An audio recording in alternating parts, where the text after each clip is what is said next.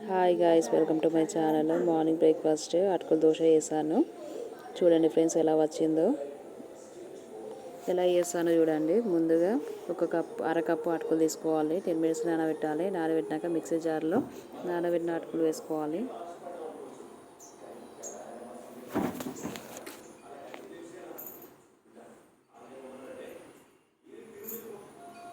ఒక కప్పు ఉప్మా రవ్వ తీసుకోవాలి.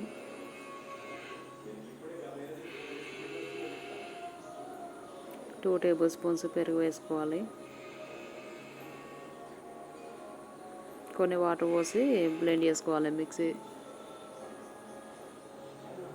సేమ్ దోశ బ్యాటర్ లాగా ప్రిపేర్ చేసుకోవాలి.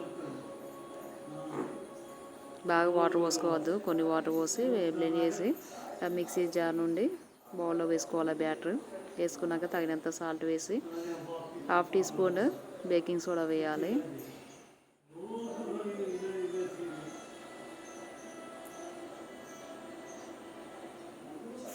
బేకింగ్ సోడా 1/2 టీ స్పూన్ వేసాను. కలపాలి. కలిపి దోశ ప్యాన్ స్టవ్ ఆన్ చేసి దోశ ప్యాన్ పెట్టి హీట్ కానివ్వాలి. హై ఫ్లేమ్లోనే హీట్ అయ్యాక సేమ్ దోశలాగా స్ప్రెడ్ చేయొద్దు,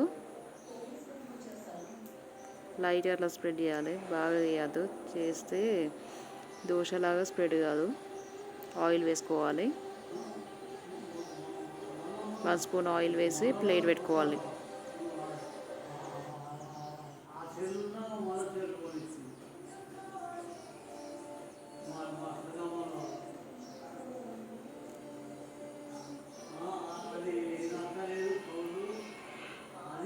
చూడండి ఫ్రెండ్స్ ఎంత బాగున్నాయో దోశలు.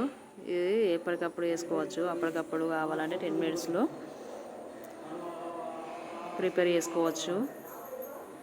5-6 అవర్స్ నానబెట్టడం అవసరం లేదు. చాలా టేస్టీగా ఉంటుంది. ఈ ప్లెయిన్ దోశ కారం వేసి కూడా ట్రై చేస్తాను చూడండి. దోశ రెడీ అయింది. ఇది ప్లేట్లో సర్వ్ చేసుకోవాలి.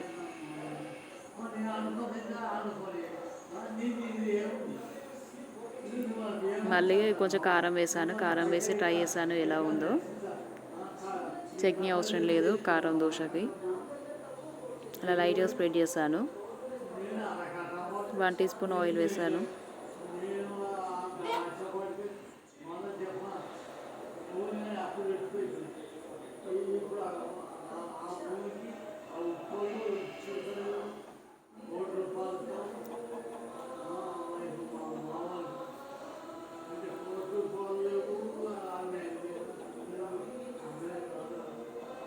దోశలు వస్తాయో రావో అనుకున్నాను. సూపర్ వచ్చాయి. చూస్తేనే మీకు అర్థమవుతుంది.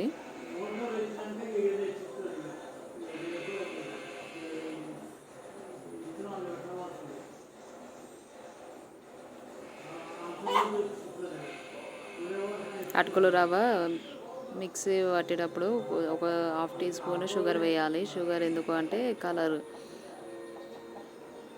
ఆరెంజ్ కలర్ బాగుంటాయి అన్నట్టు దోశలు, కలర్ చేంజ్ కావడానికి.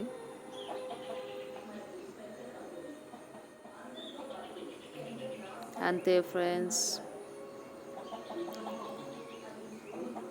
అటుకుల దోశ రెడీ. నచ్చితే మీరు ట్రై చేయండి.